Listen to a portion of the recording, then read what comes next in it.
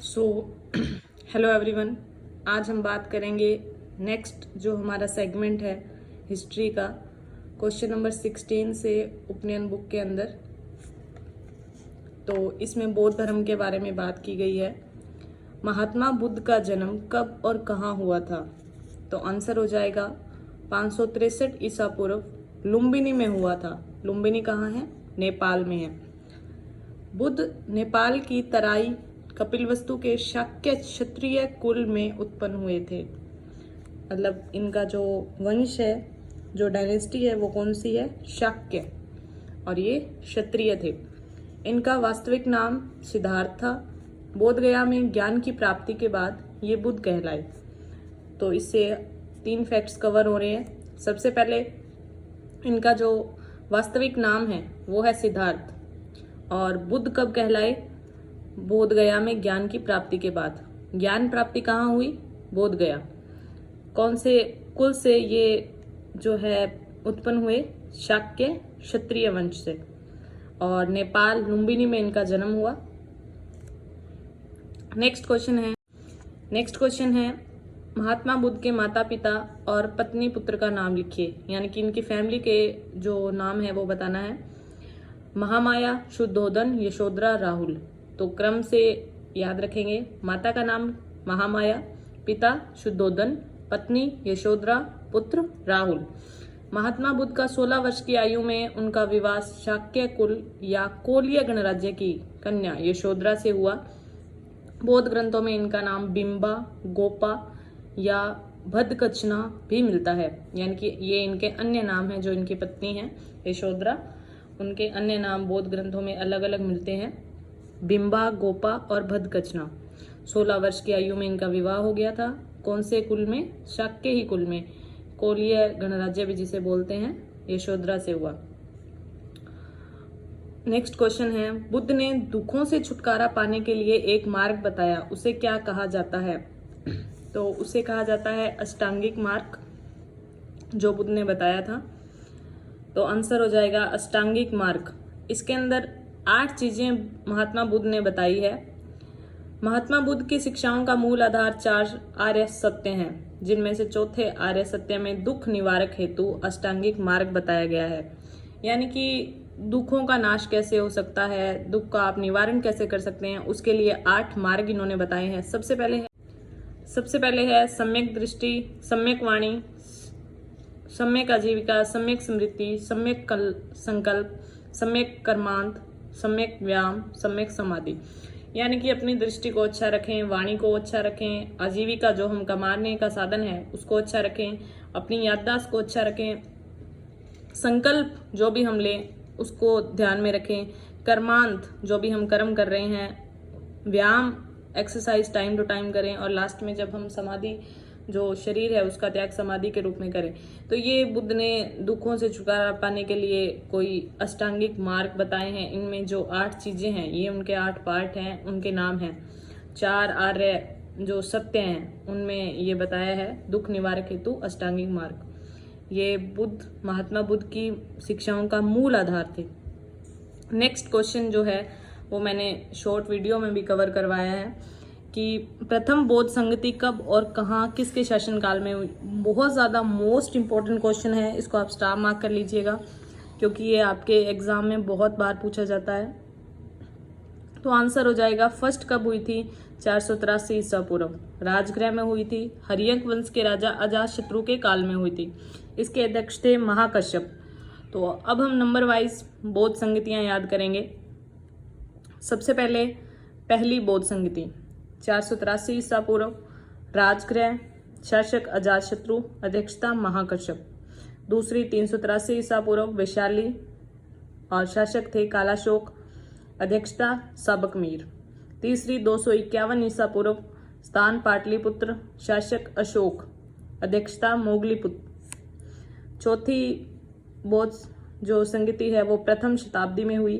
स्थान है कुंडलवन कश्मीर, शासक है कनिष्क और अध्यक्षता है वसुमित्र, उपाध्यक्ष है अश्वघोष। इसको आप जैसे मैंने पहले ही बता रखा है कि आप ट्रिक से याद कर सकते हैं, निमोनिक से याद रखें। राव पाकू, ए के ऐसे याद रख सकते हैं। रा से राजगृह, वैशाली, पाटलिपुत्र, कुंडलवन, एक के अजातशत्रु, कालाशोक, अशोक, कनिष्क। तो ऐसे याद रख सकते हैं। उसके अलावा 483 ईसा पूर्व, इसमें से 100 घटाना है। 383 ईसा पूर्व, 2 आपको पहले जैसे याद रह जाएगी। उसके बाद 251 ईसा पूर्व, फिर है प्रथम शताब्दी। अध्यक्षता महाकश्यप, साबकमीर, मोगलीपुत्र, वसुमित्र। महाकश्यप, साबकमीर, मोगलीपुत्र, वसुमित्र। और लास्ट में उपाध्यक्ष कौन थे? अशोक घोष। नेक्स्ट जो हमारा क्वेश्चन है वो जैन धर्म से रिलेटेड है। जैन परंपरा के अनुसार इस धर्म में कुल 24 तीर्थंकर हुए हैं। प्रथम तीर्थंकर का नाम लिखिए। तो पहले कौन हुए हैं? ऋषभदेव, इन्हें आदिनाथ भी कहा जाता है। इसके अलावा आपको दूसरे 22वें, 23वें, 24वें जो मेन इंपॉर्टेंट है वो भी पूछे जा सकते हैं। सबसे पहले दूसरे कौन है? अजीतनाथ। 22वें अरिष्टनेमी, 23वें पार्श्वनाथ और 24वें जो मोस्ट इंपॉर्टेंट है महावीर स्वामी। तो जैन परंपरा में कितने तीर्थंकर हुए हैं? 24। तो आपको नंबर वाइज याद रखना है। सबसे पहले कौन है? ऋषभदेव, और लास्ट कौन है? 24वें महावीर स्वामी। इसके अलावा जो बीच में दिए हैं वो भी आप याद रख सकते हैं। उसके बाद है जैन धर्म के 24वें तीर्थंकर का क्या नाम था? महावीर स्वामी। इनका जन्म कुंड ग्राम वैशाली में जातक क्षत्रिय कुल में हुआ। महावीर स्वामी के बचपन का नाम वर्धमान था, इसीलिए इनको वर्धमान महावीर स्वामी भी कहा जाता है। तो जैन धर्म के 24वें जो तीर्थंकर कौन थे? महावीर स्वामी। तो जन्म कहाँ हुआ? कुंड ग्राम वैशाली। जो चौथी बौद्ध संगति हुई थी वो कुंडलवन कश्मीर है, ये कुंड ग्राम है वैशाली में। तो इसके अंदर ये भी क्षत्रिय कुल से संबंधित थे। महावीर स्वामी के बचपन का नाम क्या था? वर्धमान। उसके बाद है जैन धर्म आगे चलकर किन 2 संप्रदायों में बंट गया? तो आपको पता है कि बौद्ध धर्म भी 2 आगे संप्रदायों में 2 उनकी शाखाएं बन गई थी, हीनयान और महायान। कहीं कहीं एक और शाखा मिलती है, तो लेकिन मेन जो है वो हीनयान और महायान ही मिलती है। जैन धर्म के अंदर 2 शाखाएं कौन कौन सी थी? श्वेतांबर और दिगंबर। श्वेतांबर को तेरापंथी भी कहा जाता है, दिगंबर को समया। श्वेतांबर मतलब श्वेत है जिनके अंबर, सफेद वस्त्र धारण करने वाले। दिगंबर जो वस्त्र धारण नहीं करते।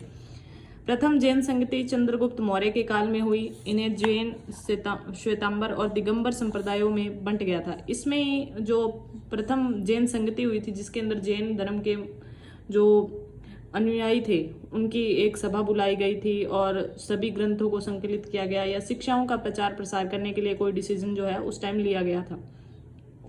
इसके अंदर भद्रबाहु और उनके अनुयायी को दिगंबर कहा गया, ये दक्षिणी जैनी कहलाए।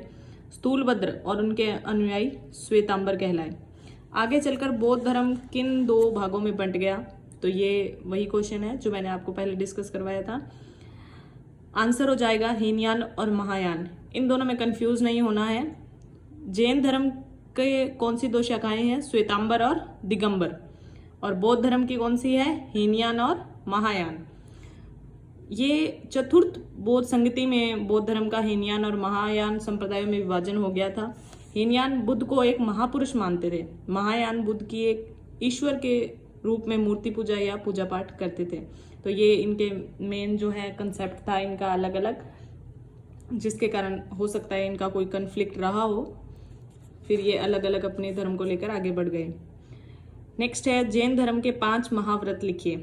तो हर धर्म के कोई ना कोई कंसेप्ट होता है, तो इस धर्म के अंदर क्या है? 5 महाव्रत दिए गए हैं कि आप इनको धारण करके आप एक सच्चे जैन हो सकते हैं। सत्य, अहिंसा, अपरिग्रह, असत्य और ब्रह्मचर्य। 5 महाव्रतों में प्रथम 4 सत्य, अहिंसा,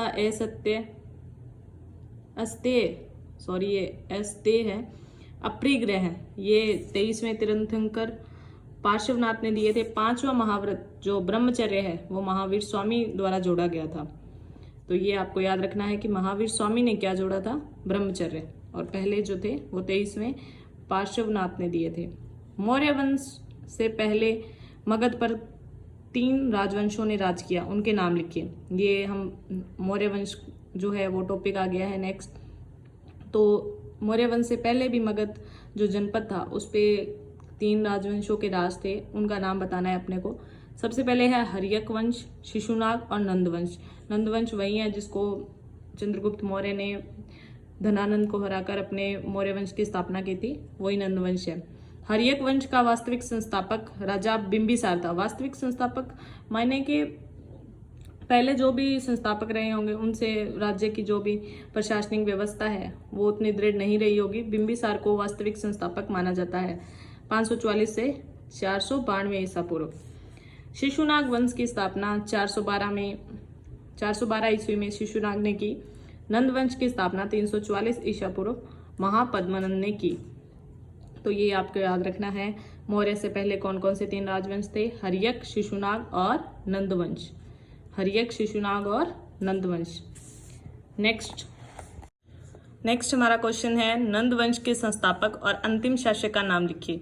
नंद वंश के संस्थापक कौन थे? महापद्मानंद, और लास्ट जो रूलर था इनका वो था धनानंद। तो आपको कंफ्यूज नहीं होना है। महापद्मानंद इनके संस्थापक थे, लास्ट रूलर कौन है? धनानंद। महापद्मानंद नंद वंश का संस्थापक था, जैन धर्म का अनुयायी था। यह भी आपको पूछा जा सकता है क्योंकि रूलर्स के अक्सर धर्म पूछे जाते हैं कि वो किस धर्म को मानते थे। संस्कृत व्याकरण अष्टाध्यायी के रचयिता पाणिनि इनके दरबार में थे।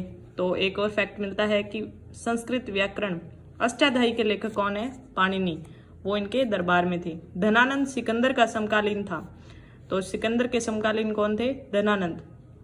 चंद्रगुप्त मौर्य ने 322 ईसा पूर्व में चाणक्य की सहायता से धनानंद को हराकर मौर्य वंश की स्थापना की।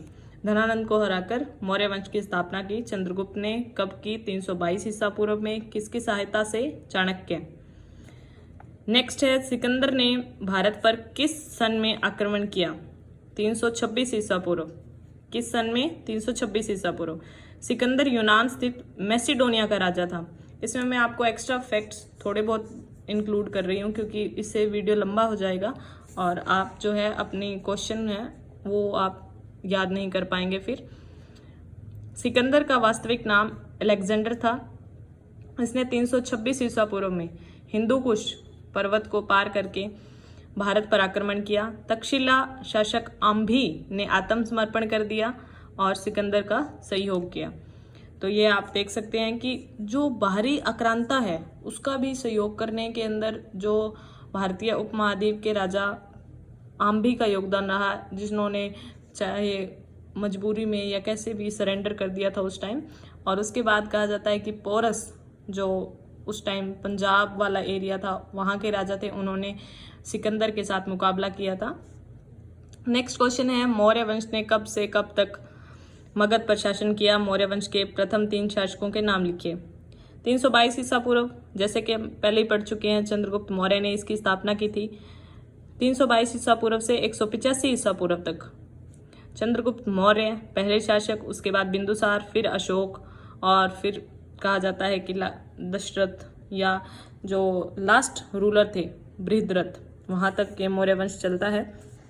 तो इनके शासकों के जो कालक्रम है वो भी दिए गए हैं। 322 से 298 ईसा पूर्व कौन राज करते हैं? चंद्रगुप्त मौर्य, ये संस्थापक है मौर्य वंश के।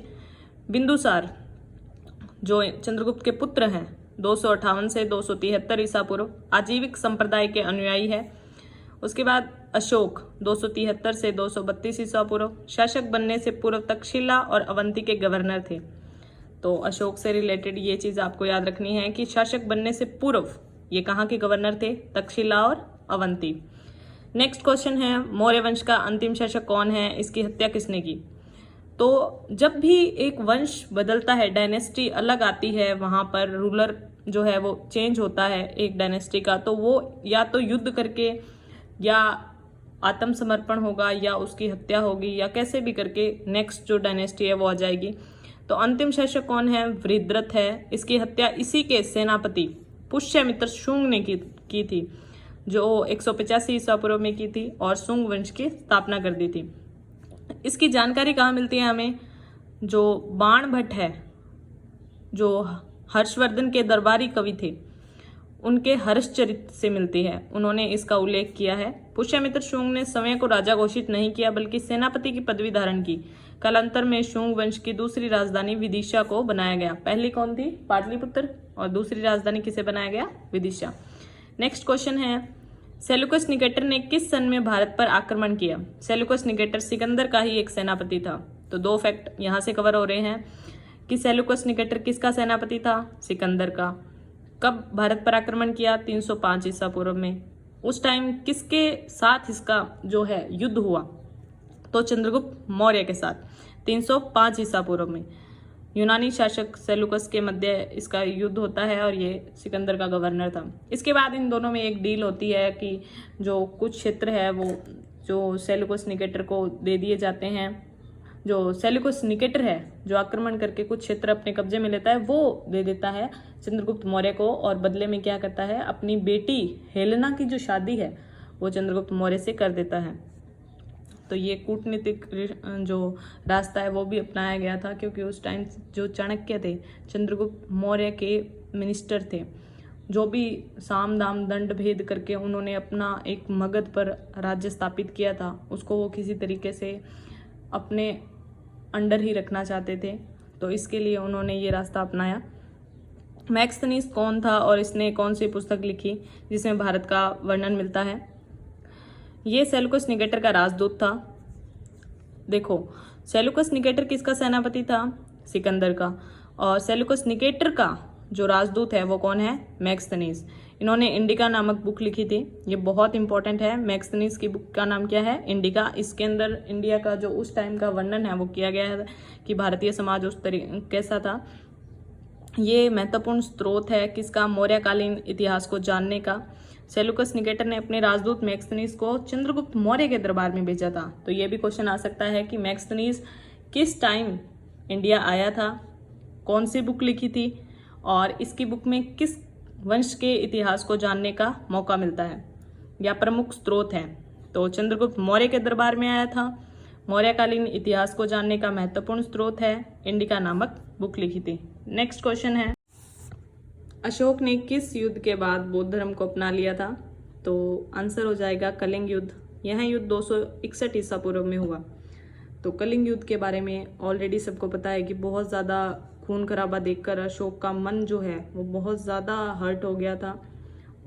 वो बहुत ज़्यादा अपने मन के अंदर उस दर्द को महसूस कर पा रहे थे कि मैंने कितना खून बहाया है सिर्फ इस राजकाज को बढ़ाने के लिए, और इसके कारण उनका हृदय परिवर्तन जो हो जाता है और उसके बाद उन्होंने बौद्ध धर्म को अपना लिया था कि मुझे कहीं सुकून चाहिए, शांति चाहिए।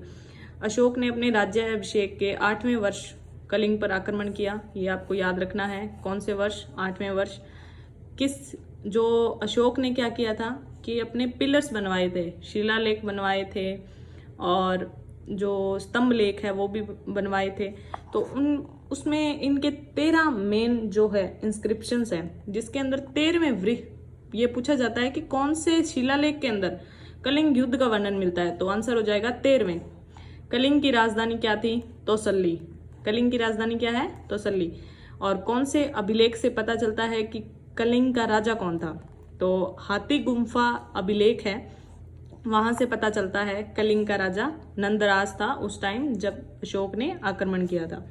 नेक्स्ट क्वेश्चन है, गुप्त काल कब से कब तक चला? 5 प्रमुख गुप्त शासकों के नाम लिखिए। तो गुप्त काल का जो कालक्रम है वो दिया हुआ है 319 से 467 ईस्वी। चंद्रगुप्त प्रथम, समुद्रगुप्त, चंद्रगुप्त विक्रमादित्य द्वितीय और कुमारगुप्त, स्कंदगुप्त, ये जो है गुप्त काल के शासक हुए हैं। प्रारंभ में गुप्त कुषाणों के सामंत थे। ये भी पूछा जाता है कि गुप्त किसके सामंत थे? कुषाणों के। इनका मूल स्थान जो है वो यूपी है और राजधानी क्या है? पाटलिपुत्र थी। गुप्त वंश का संस्थापक श्रीगुप्त था। तो संस्थापक कौन था? श्रीगुप्त। इनके मेन जो राजा हैं वो चंद्रगुप्त द्वितीय हैं, जिन्होंने विक्रमादित्य की उपाधि धारण की थी, और समुद्रगुप्त हैं जिन्हें बहुत ज्यादा युद्धों का विजेता कहा जाता है।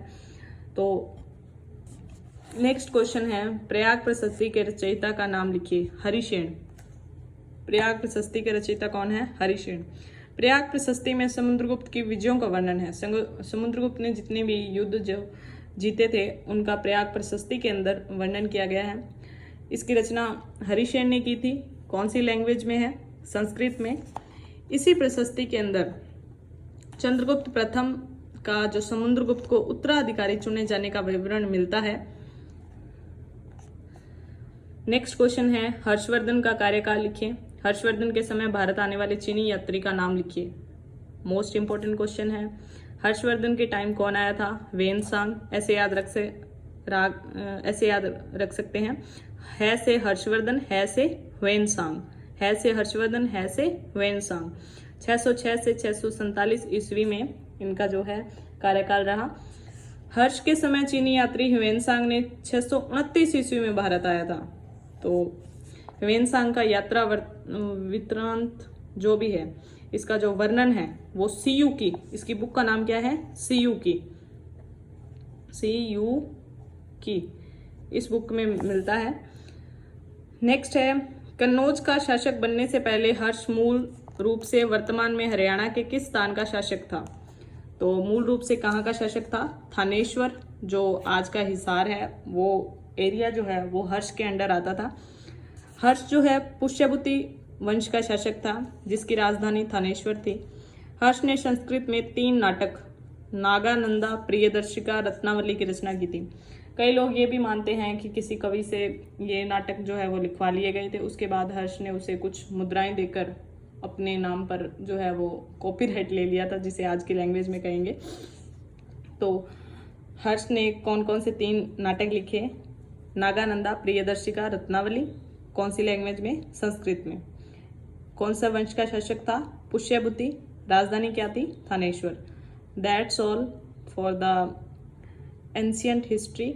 जो भी एंशियंट हिस्ट्री क्वेश्चन थे वो हमने कवर कर दिए हैं जो उपनयन बुक के अंदर हैं। आई होप आपको समझ आ गया होगा। इसके अलावा भी मैं और भी फैक्ट्स इनके कवर कर सकती हूँ, लेकिन इस बुक के अकॉर्डिंग आपको लाइन टू लाइन याद करना है एक बार। उसके बाद हम जैसे ही टॉपिक करते हैं डीपली टॉपिक भी डिस्कस करेंगे आगे। इस वीडियो में हमने एंशियंट हिस्ट्री के जो भी क्वेश्चन थे वो कवर कर लिए हैं। नेक्स्ट वीडियो में हम मिडेवल को टारगेट करेंगे। आपको कोई भी अगर डाउट है तो आप कमेंट सेक्शन में मेंशन कर सकते हैं। वीडियो को लाइक कीजिए, शेयर कीजिए, ज़्यादा से ज़्यादा अपने क्लासमेट्स तक ये वीडियो शेयर कीजिए, क्योंकि इसमें 1 लाइनर जो भी फैक्ट्स थे मैंने कवर करवा दिए हैं आपकी क्विक रीजन के लिए। और अगर आपके पास ये बुक है भी नहीं तो आप इस सीरीज़ के थ्रू इस बुक को याद कर सकते हैं। Thank you.